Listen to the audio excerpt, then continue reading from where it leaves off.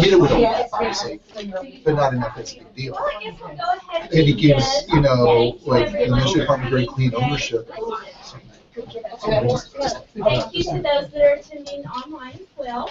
So glad to have you. We are very excited to have our guest speaker, Ann Barnes, here today, and she's going to be talking about incivility in the classroom. A little bit about her. She has her BS in accounting and her MED in adult training and development. She's currently the Director of Human Resources at the University of Central Oklahoma. And she also teaches human resources and organizational behavior courses. Her thesis for her master's was Student Perceptions on Incivility in the Classroom. She has since been involved in researching incivility and bullying. Because of this interest, Ann has brought conferences and informational sessions to UCO regarding incivility and bullying on the college campus. She will be sharing her findings with us today. So please welcome Ann Barnes.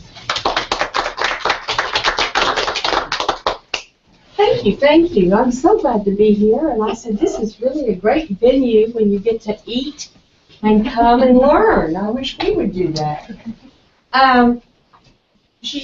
Missy did say that I am an HR, director of HR, and I've only been in that position for 3 years.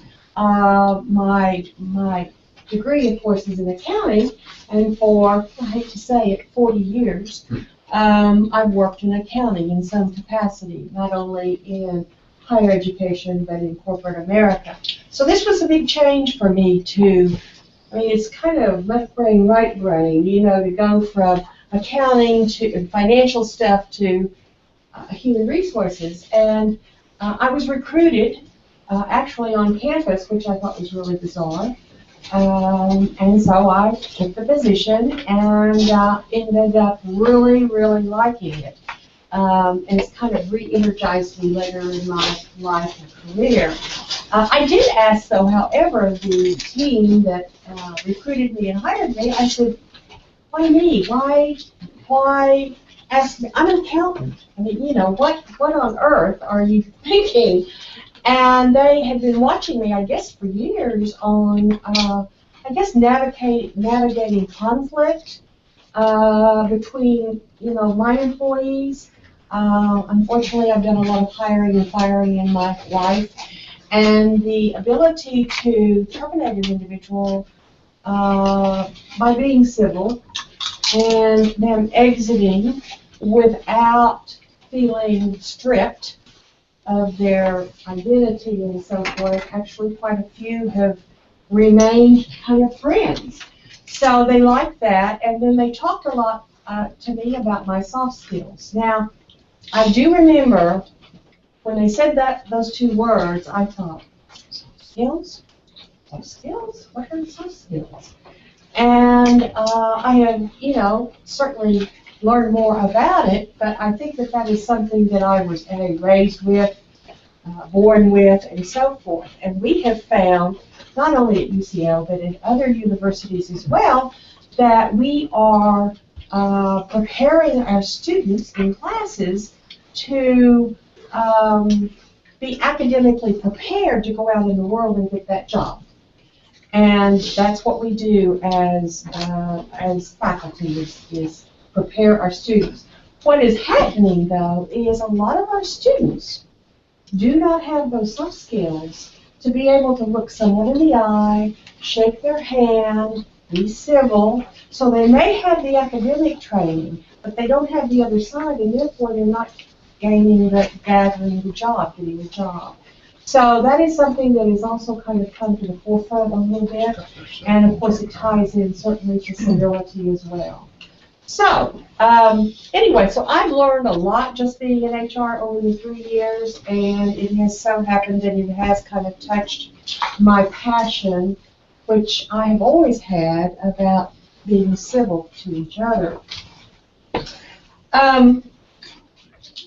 As I mentioned, I've been interested in bullying and civility throughout my life, and I think the reason why is because through my career in the working arena, I have seen so many interactions with people who are rude, uncivil to each other, are just abrupt. And I thought, isn't that interesting? That just continues to go on. It doesn't matter where I'm working, Dallas, Florida, Southern California, it's all the same. So it got me to thinking when it came time to do my thesis, I wonder how students perceive incivility in the classroom. And so really, it was something that I had been interested in a long time before I even got to the thesis to even do some research on. I'm also, after we finish my PowerPoint, I'm going to talk a little bit about one of the conferences that we did have last spring. We brought in Dr. Leah Hollis, and she is the author of Bully in the Ivory Tower, and that is about bullying in higher education. So I learned a whole bunch about that as far as how much bullying goes on in higher education. So right now, let's begin with, well, where do I go, Misty? Right? I'll share your screen. Please. And I'm like, okay, where do I go? Okay. Get this started.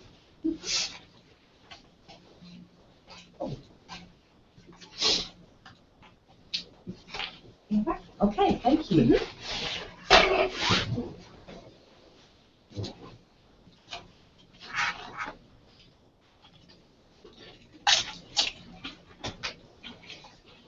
Okay, incivility in university classrooms, student perceptions of learning.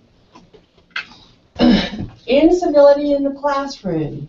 As you can see, there's various types of things that go on into the classroom, and see if I can click on this. And here is a little video, I believe.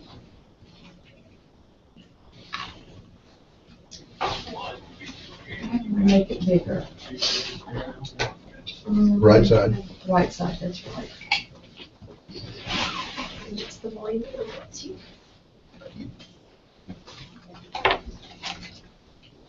Here is the volume. Thank you. Yeah, that's so cool.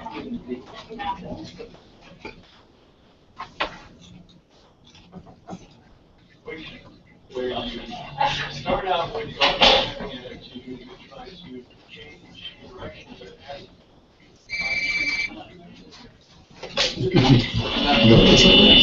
silence is important in determining the evolution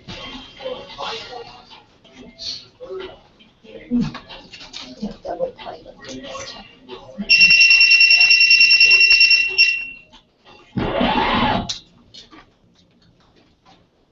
All right.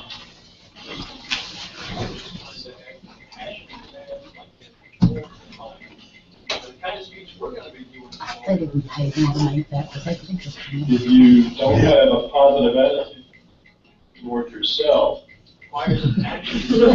Yeah, this is great. Persuasion and information overlap.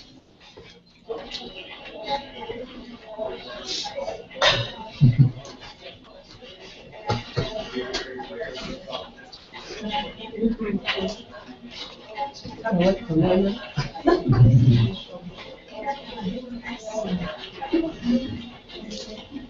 I guess that's all for today.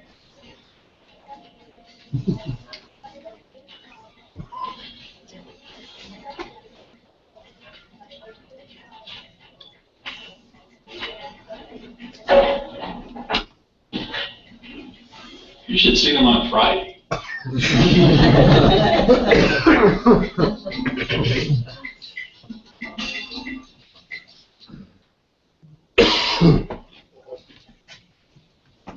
Well, I'm used to a clicker, so next. Do that arrow here. Ah, thank you. Thank you. What is incivility? It's an absence of being courteous, polite, and respectful to one another. This research was a descriptive study. I did some quantitative and qualitative questions.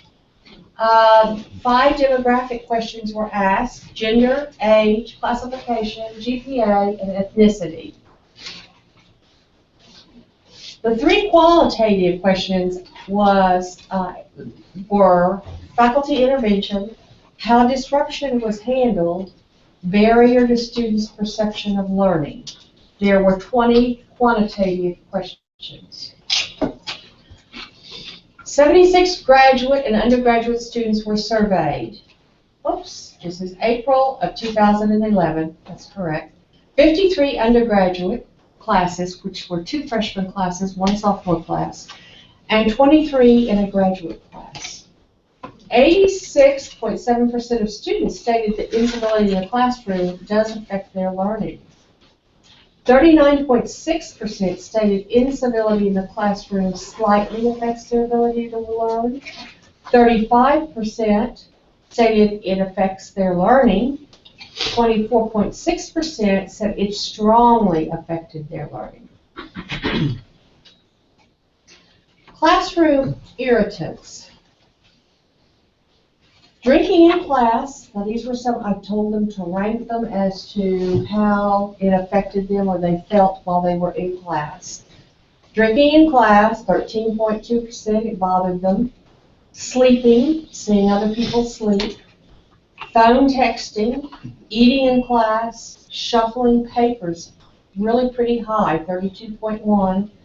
Unprepared for class, asking for extensions, late to class, using computer other than for class, cheating, disapproving groans, demanding special treatment, using the cell phone during class, chewing and popping gum, talking out of turn, 62.3%, challenging authority, 67.9%. That would have never happened when I went to college. You know, the professor was God. I mean, you didn't even ask the question. You just did as you were told. So challenging authority, I was like, wow. Dominating discussions, 67.9%. I've certainly seen that in my classes. Sarcastic remarks and gestures. Making offensive remarks, 81%. And the number one, prolonged chattering by students.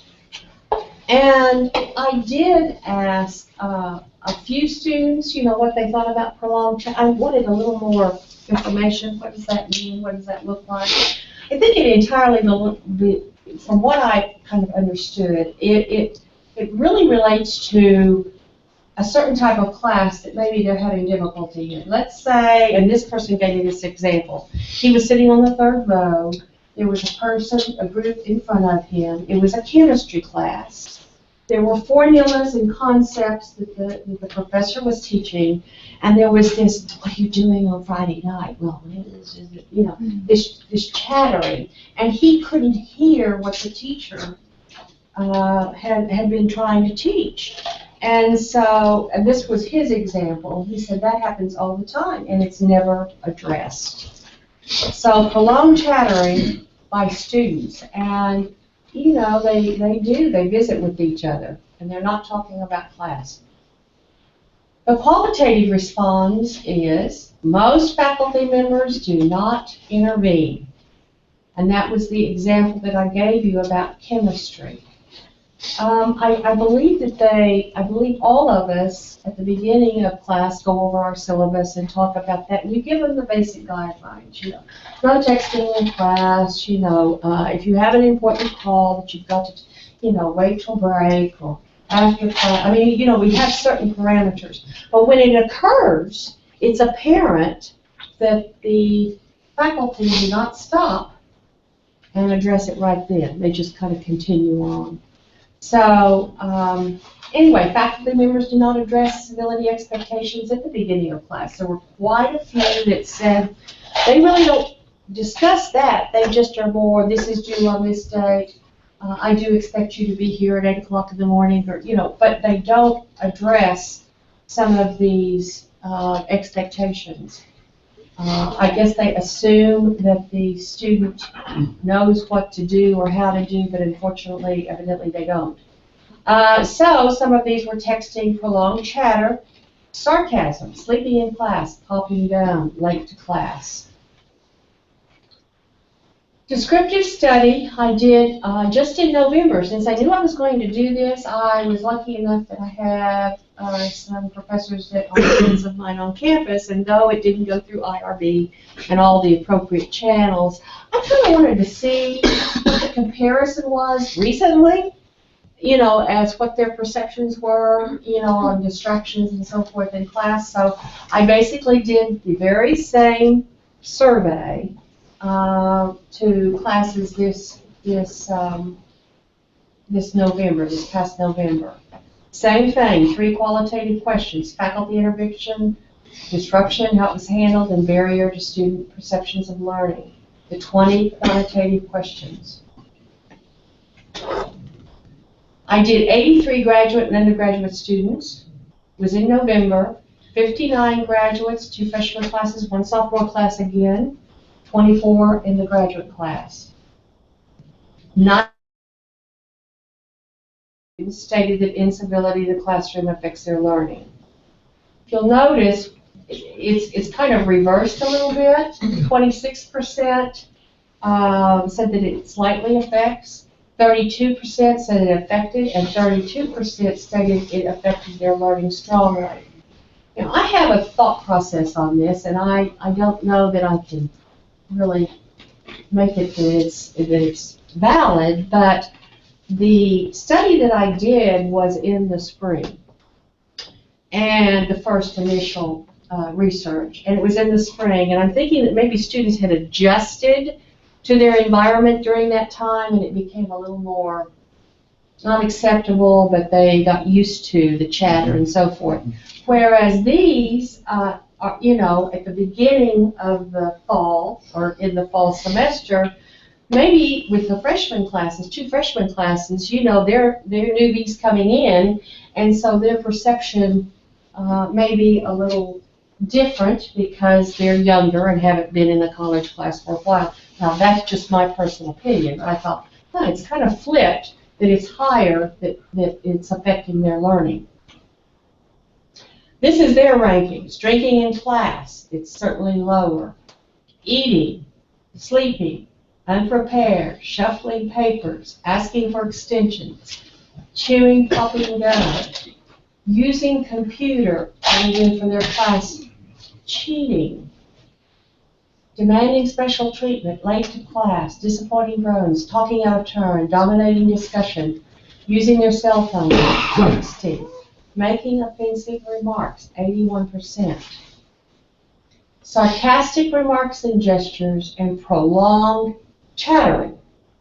It still is number 1, and it's higher. Now again, I'm thinking maybe it's because of their first semester versus second semester. But the number 1 is challenging authority, so it's flipped. And once again, I think a lot of these are freshman students. They're not used to maybe students arguing a little bit with their professor. In high school, maybe they didn't do that. And so they come to college, and there's a lot of this bantering back and forth. So 91% says it challenges their ability to learn by seeing others challenge authority. The qualitative response, most faculty members do not acknowledge disruption. Number 1 again. Students are afraid to tell the professor that these things disturb them. Faculty members do not address, this is what they wrote, sarcasm, texting, chattering, and being tardy. Now here's a comparison, and I only highlighted the ones that were substantial increases or decreases in this 4-year span. Phone texting definitely increased in November. that it really bothers the students in class. The eating in class, it kind of dropped pretty significantly. Shuffling of papers dropped. Asking for extensions dropped. The rest are pretty equal. Using the, well, I said that. No, I didn't.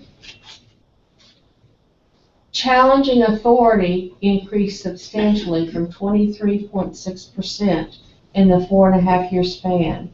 Chewing and popping gum, that decreased, and using a cell phone in class.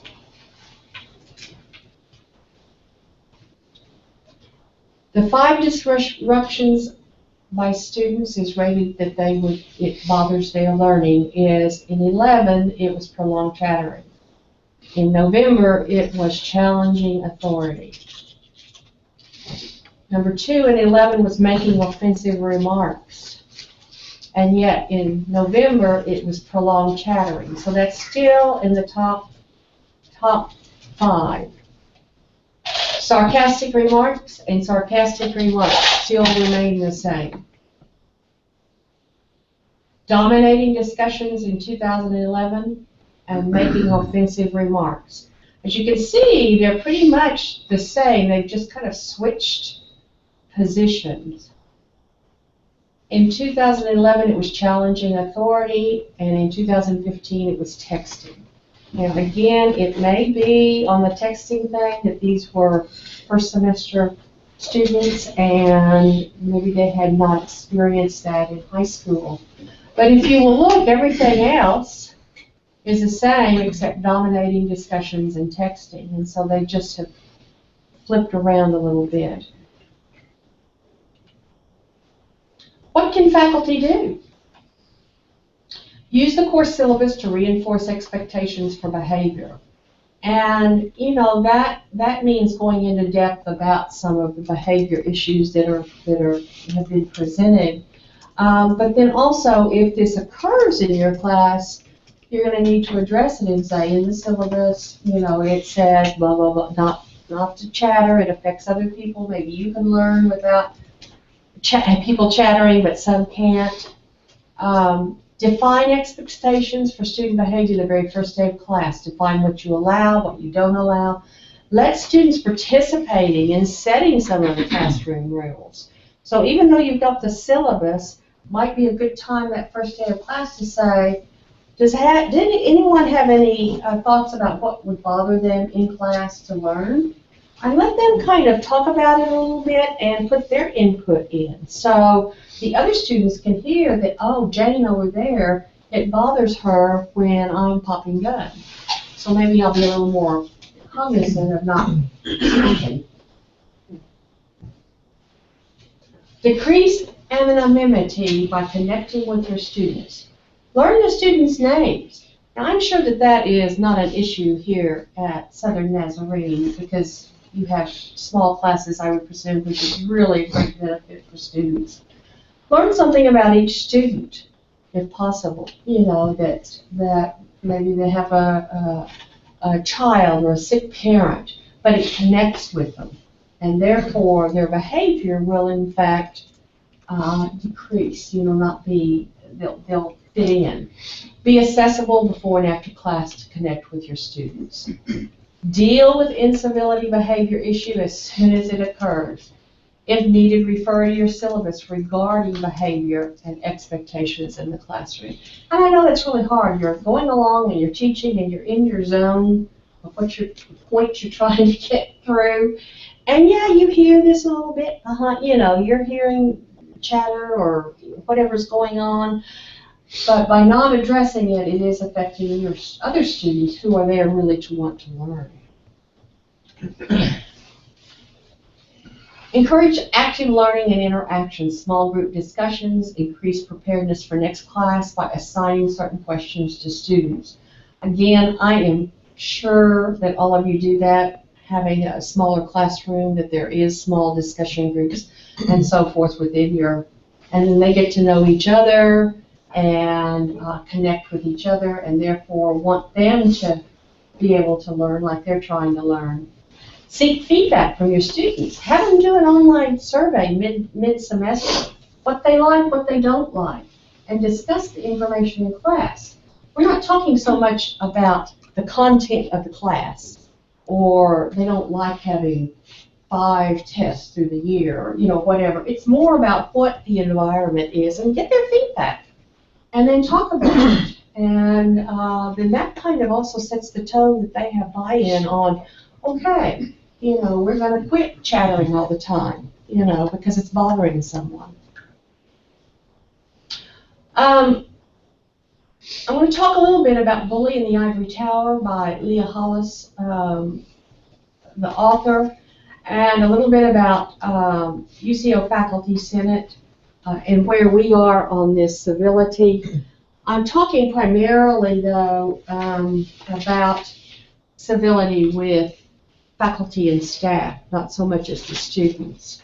And now being in HR, I've been really quite shocked, appalled, really, how this has continued on incivility, people being abrupt and rude and so forth to each other. And so we looked into finding someone who knew something or had done some research on higher education. Per Dr. Hollis, her definition of bullying is harassing, offending, socially excluding someone, or negatively affecting someone's work task. This behavior occurs repeatedly and usually for only about a 6-month period. We're going to talk a little bit about harassment, but I'm sure that all of you have to take harassment training like we do. I mean, it's like harassment training. But it is unwelcome conduct based on age, race, age of over 40, color, religion, sex, national origin, disability, or genetic information. It becomes unlawful where enduring offensive remarks become a condition of employment and or a reasonable person feels that it is severe or pervasive enough to create an intimidating or abusive, hostile environment.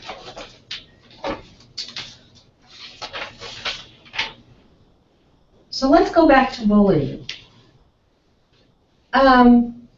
This was shocking when A, I read her book, but B, had extensive conversations with her. Bullying in higher education is higher than bullying in corporate America. It's 58% higher in higher education. Shocking. I just was like, what? And 53% of those surveyed out of these, I think she did her research over, it was 200 plus universities.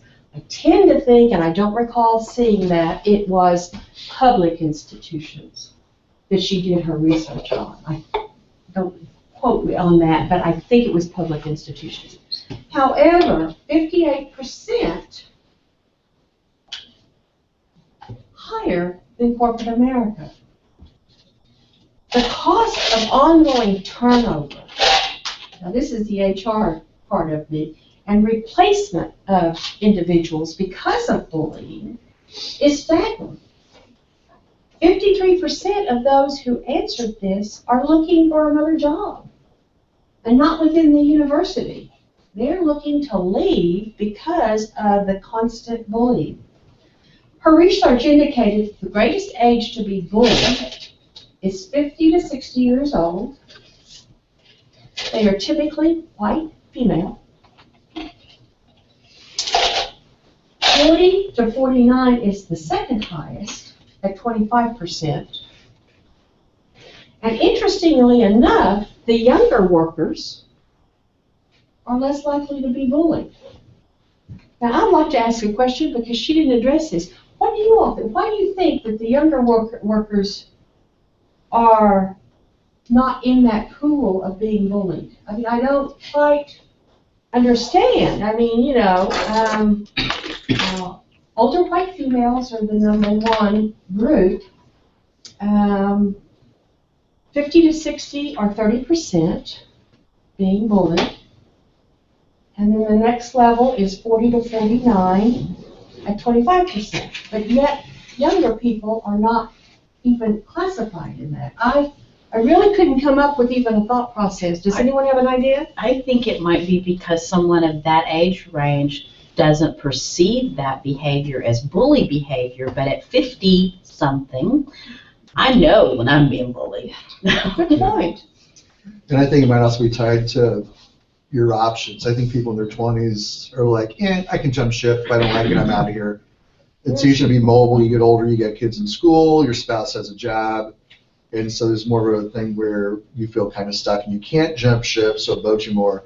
Plus, frankly, the bosses kind of know you're less likely to jump, so they kind of compile on you more. But that authority thing, Good though, a point. 20-year-old. Oh, no, I'm not disagreeing with you. I'm just saying I think it's another Yeah, part I of it. agree. Yeah. That's a good point. I kind of thought that because, this is Ann Barnes' personal opinion, and I'll talk a little more about that, but I think our society as a whole is becoming more uncivil to each other. I think we are becoming ruder, and subsequently, the young people who are coming up, I mean, I know you've heard some of it. You think, I can't believe that came out of their mouth. I mean, my mother I would have been punished for, So their description or their thought process about what is bullying or incivility maybe isn't. So who are the bullies in higher education? Who are these people that are bullying? Well, I just was like, really? Directors are number one at 22%, followed by tenured faculty at 14%, Preach it. and the deans at 12%. So, and I kind of thought about that, and I thought, and when this came out in the conference, everyone says, yeah, Ann Barnes, blah, blah, blah, because I'm a director and I've had lots of people under me, and I kind of have thought about that, and I thought, well, they rank directors higher than, tenured faculty, and I think it's, once again, my opinion, is directors typically have more people under them that maybe a faculty member does. Maybe a faculty might have a staff person, or maybe a student employee, or the chair certainly has more under them. But I think overall, a director has more direct reports.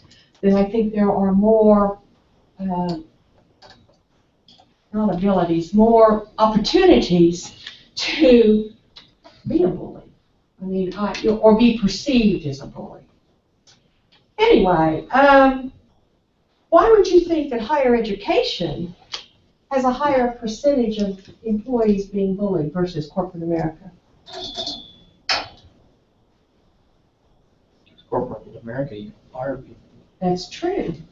And though this was not in her book, I had a side conversation with Dr. Hollis about this. I said, well, why is that? And yeah, corporate America, they write you up if you are bullying someone or harassing someone, they may give you a chance, but then you're out of them. There's no wishy-washy about whatever. Tenured faculty that are bullies, and unfortunately I know some on our campus, it is difficult, if not impossible, to terminate a tenured faculty member. And so that has a lot to do with the scale. Corporate America, you're out of there.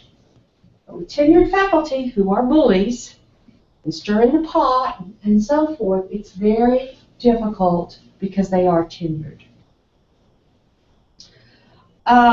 However, universities and academic affairs are looking at this more closely.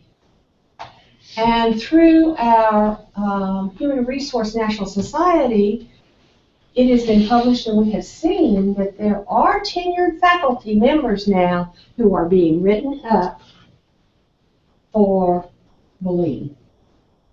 And so it is slowly being redressed. Now, it may take 25 years for us to finally get to the point that tenured faculty is just like anyone else, that you teach people, respectfully. So we are, in fact, looking at it. Because bullying and incivility are thriving on our campuses within our organizations, I've had multiple conversations with our provost, Dr. John Barthel, about this issue. And he's very much aware, of his team and what's going on in his arena. So we have submitted a bill to our faculty senate to define civility and have a policy on civility. I would love to say that our Senate has embraced it and have said, yes, we know what civility is and what incivility is. And this has been in the Senate since September. It's now gone to a subcommittee. And their hashing and rehashing is over and over and over again. So once again, I went back to the provost and I said, you got to understand, I'm a staff person, staff side. I said, I don't get it. Incivility, civility, I don't get why we cannot write a policy, but the expectations that this is the policy for the university. And you all probably would agree, those of you who are faculty, somewhere in the gray line there, it can infringe on academic freedom. Or that's what I've been told. And the example that was given to me by our provost, and I thought, he said, Anne, in your life, have you ever been in a class, and I went to OU a bazillion years ago, and I did recall this, that professors will call names and say, Barnes, Jones, Anderson, not have the relationship that smaller universities are able to have with their students. And so that can be perceived by, let's say, a freshman student coming in, that professor is a bully because of calling them by their last name kind of abruptly. And they could have come from the military. I mean, that's just who they are. That doesn't necessarily mean that they're a bully. That's them.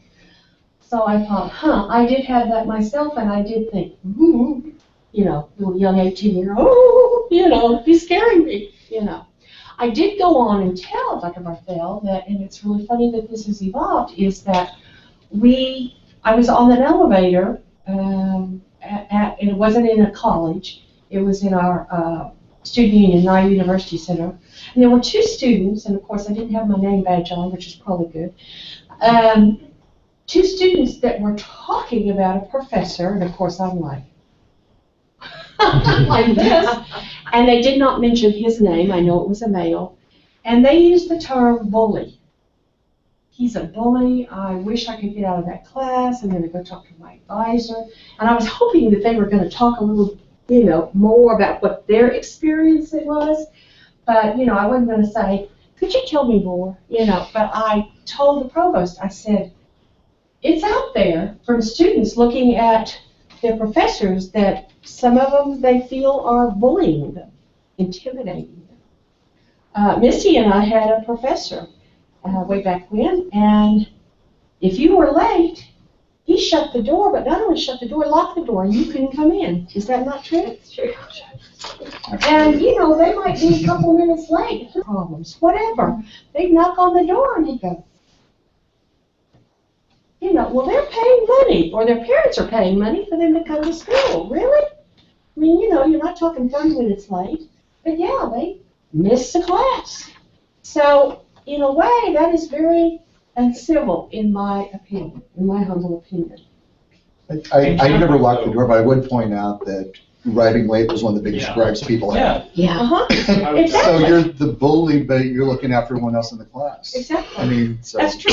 That's true. I mean, I had students that were probably late to class. I locked the door one morning, didn't answer it. The rest of the semester, they showed up on time. Well, well, no, all the time, but some of the, I mean, one was a police officer. I mean, you know, he got off duty, he came in his uniform. I mean, really? I mean, you know, and we're not talking 30 minutes late. I mean, things do happen. But you're right.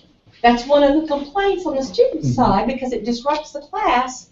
People coming in late, shuffling around, getting settled, you know, so forth and so on. It cost universities paid out in 2013 $5.9 million in bullying suits. Unfortunately, the cost is increasing, and our EEOC is really frowning heavily on bullying, harassment, incivility. The possibility of an infraction of bullying could cost upwards to $10 million each instance. Now, I have not seen that yet but potentially it could cost $10 million. Institutions of higher ed simply cannot afford the lasting effects of bullying or incivility. They can't. We can't afford it. It's lost dollars. There's turnover, rehiring, training. It's very costly. As far as our faculty senate, and it's funny because we also gave it to our staff senate on defining civility, and it went right through the staff senate real easy. And so we're going to see what the staff senate says and the faculty senate says and see if they even meet or even mirror each other.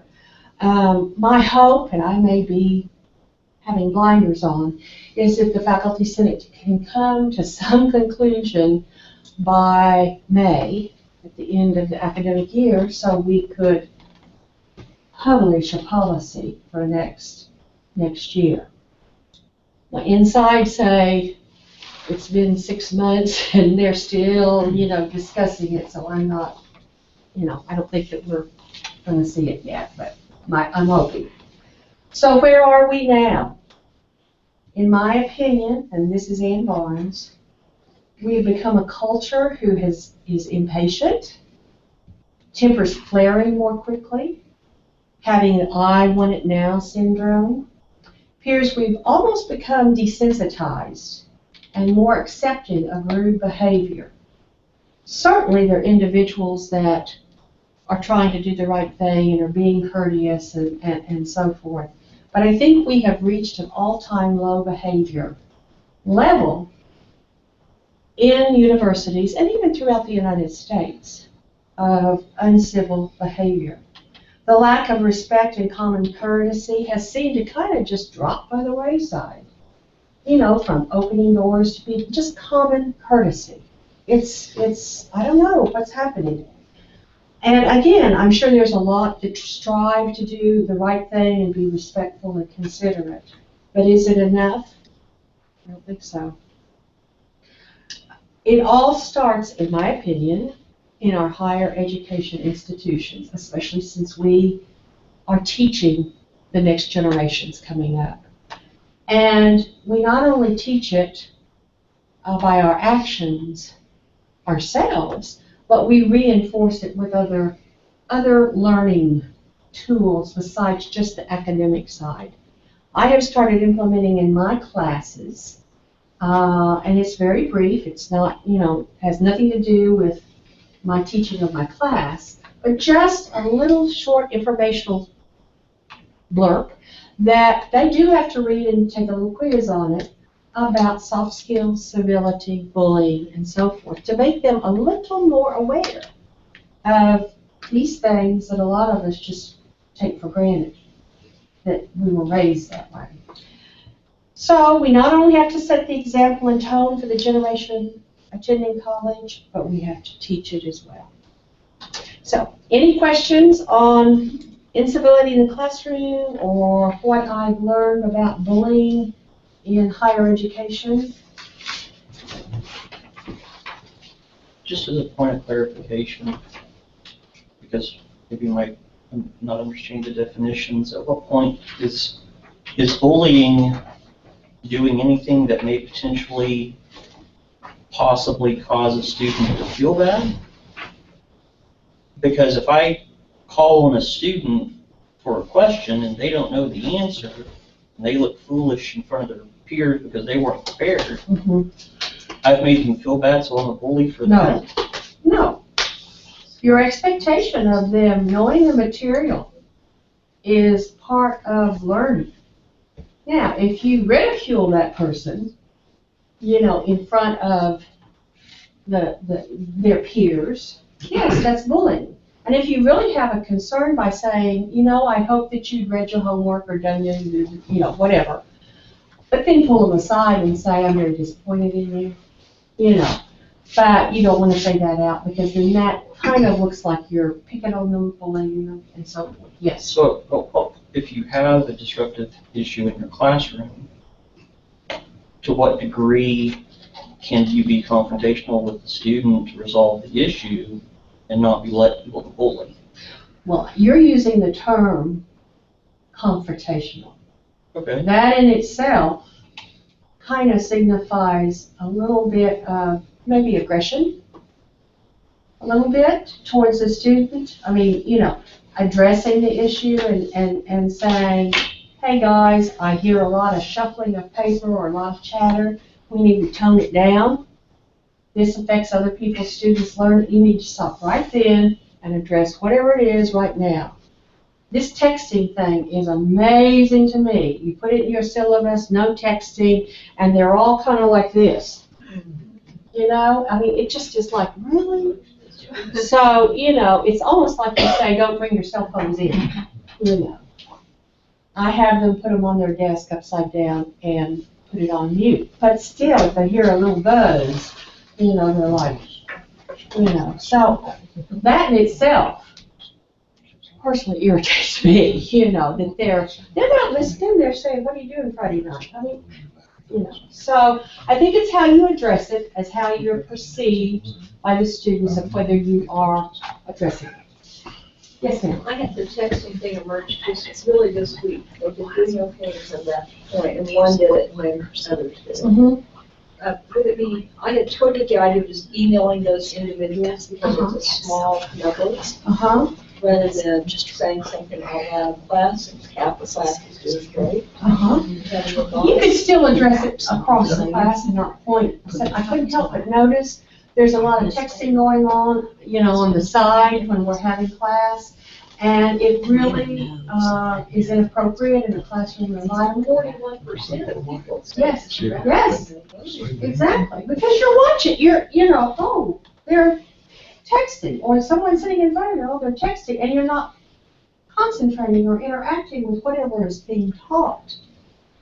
So I think the key from what the students are saying is it needs to be addressed right then. Public. It needs to be addressed right then, because if it's addressed across the board, and maybe there's 3 or 4 that are really culprits and really the problems, it's going to affect everyone that they'll think, oh, I'm not going to take that call. But that's not bullying, that's running your classroom. Good, I feel better. I had an incident the other day, and we were lecturing / discussion, Uh-huh. and a kid in the middle of the room started laughing. And I asked him, what's so funny? He didn't respond. He just sat there. I says, or are you laughing at what's on your computer screen? Good point. And then I went on Yeah. with the lecture, and he kind of went, No. And that's not bullying, that's Good. teaching. Yeah, that's teaching. That's teaching.